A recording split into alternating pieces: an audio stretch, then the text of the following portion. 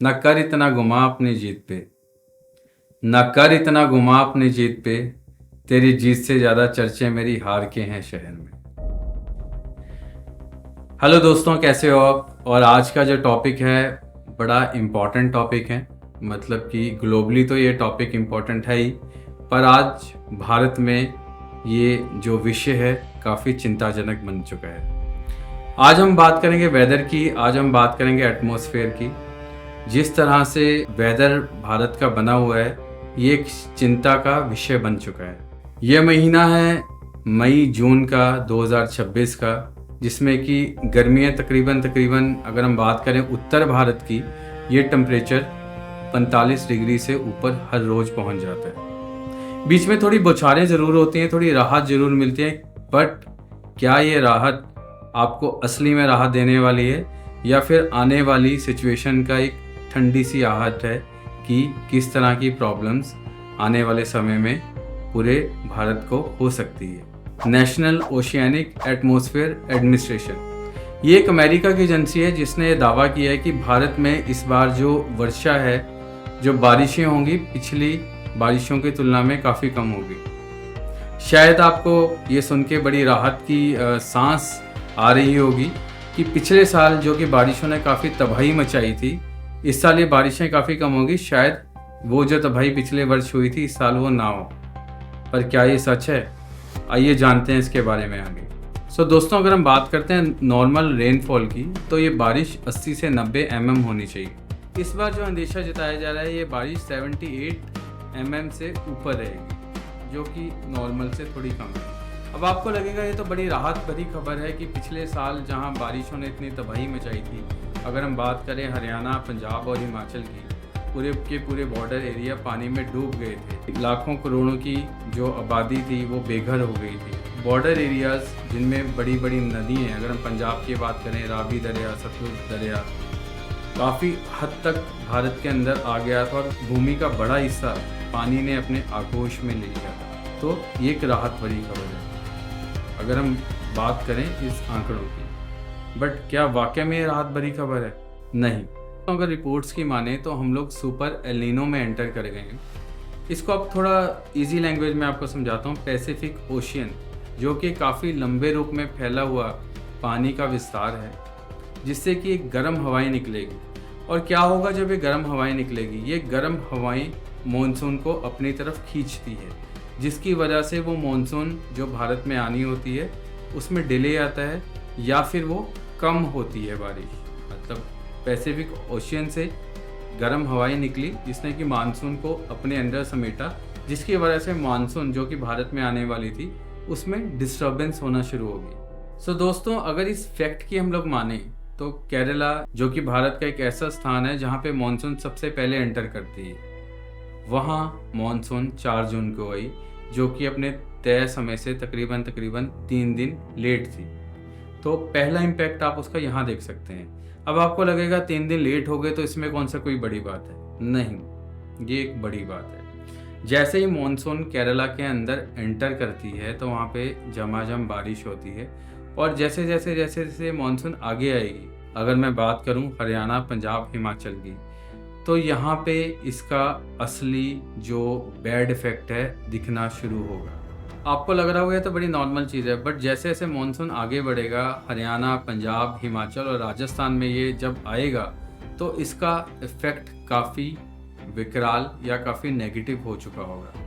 यहाँ पे निर्धारित आंकड़े से बारिश काफ़ी कम होगी, और आपको लगेगा अगर बारिश कम होगी तो भी क्या, हमारे पास अच्छे संसाधन हैं, हमारे पास अच्छी पॉलिसीज़ हैं जिससे हम पानी रिस्टोर कर सकते हैं। बट ऐसा नहीं होगा।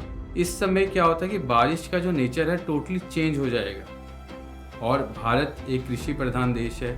मैक्सिमम लोग जो कि एग्रीकल्चर करते हैं, जो कि कृषि करते हैं, आज के टाइम में भी 60% से ज़्यादा रेन वाटर पे डिपेंडेंट है। दोस्तों, जब ऐसी डिस्टर्बेंस रेन में होती है तो इसमें क्या होता है कि या तो एकाएक बारिश हो जाती है या फिर किसी एक लोकेशन पे झमाझम बारिश होती है। मतलब कि एक एग्रेसिव बारिश होती है जिसकी वजह से फ्लड आ सकते हैं, जिसकी वजह से पूरी की पूरी वाटर जो सिस्टम है डिस्टर्ब हो सकता है। तो इस तरह के जो अंदेशे हैं लगाए जा रहे हैं कि इस समय बारिशों में ऐसी ऐसी चीज़ें हो सकती हैं। दोस्तों, जब ऐसा कुछ होगा, जैसे मैंने आपको बताया कि पंजाब, हरियाणा, हिमाचल और राजस्थान, जिसमें कि चावल, पल्सेस और इसके अलावा और अन्य तरीके की काफ़ी सारी फसलें बोई जाती हैं, जो कि हम बारिश के महीनों में ये फसलें बीजते हैं। बट क्या होगा, due to this rain disturbance ये फसलें भी कहीं ना कहीं सफ़र करेगी, जिसकी वजह से पूरी की पूरी एग्रीकल्चर इकोनॉमी अफेक्ट होगी। भारत जो कि पहले से ही काफ़ी कई चीज़ों से जूझ रहा है, आप इंटरनेशनल क्राइसिस देख लीजिए, पेट्रोलियम का क्राइसिस है, या इसके अलावा इंटरनेशनल प्रेशर्स हैं, इसके अलावा इकनॉमी कहीं ना कहीं हमारा रुपया काफ़ी गिरता जा रहा है। इसके बीच में एक और डिज़ास्टर का आना कहीं ना कहीं भारत को एक नई मुश्किल में डाल सकता है। अगर आप बात करते हैं हिमाचल प्रदेश की, पिछले 2 सालों में बारिशों ने काफ़ी नुकसान पहुंचाया है यहाँ पे, और इस साल भी कुछ ऐसा ही अंदेशा है। जिस तरह की मैंने आपको बताया कि जैसे कि बारिश हो रही है, कई तरह के क्लाइमेटिक चेंज इसके अंदर होंगे। बारिश चाहे अंदेशा लगाया जा रहा है कि अपने निर्धारित जो औसत है उससे कम होगी, बट जिस तरह से होगी वो काफ़ी डिज़ास्टर क्रिएट कर सकती है। क्लाउड बस्ट हो सकते हैं, जिसको कि हम बादल फटना बोलते हैं। अचानक से तेज़ बारिश एक ही लोकेशन पे बढ़ सकती है, जिसकी वजह से फ्लड आने की सिचुएशन बन सकती है। तो ऐसे सिचुएशंस इस जो वेदर कंडीशन में हो सकती है। हिमाचल जो कि पिछले साल काफ़ी, मैं कहूँगा कि हिमाचल का बड़ा हिस्सा पानी में बह गया था, पानी की वजह से मार खा रहा था, वो इस बार ऐसी कंडीशन दोबारा से आ सकती है। तो पिछले साल की तुलना में बारिश कम होने का मतलब ये नहीं है कि इस बार बारिश तबाही नहीं मचाएगी। यस, बारिश बिल्कुल तबाही मचा सकती है, इसका हमें ध्यान रखना बहुत ज़्यादा ज़रूरी है। किस तरह से सरकार पॉलिसी बनाती है, कैसे गैर सरकारी संगठन भी इस तरह की मुश्किलों से जूझ पाएंगे, इसका सामना कर पाएंगे, ये एक देखने वाली बात होगी। हिमाचल प्रदेश का ही अगर हम देखें तो काफ़ी बड़ा हिस्सा लास्ट ईयर पानी में बह गया था।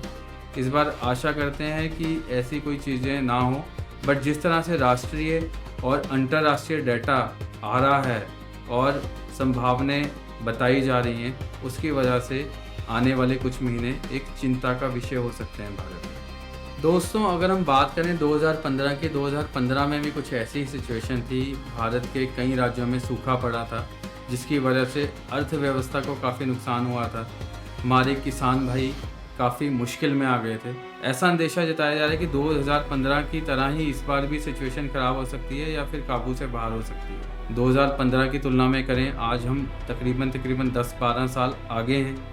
हमारे पास परिपक्व साधन है, हमारे पास मजबूत सरकारें हैं, हमारे पास मजबूत सिस्टम है।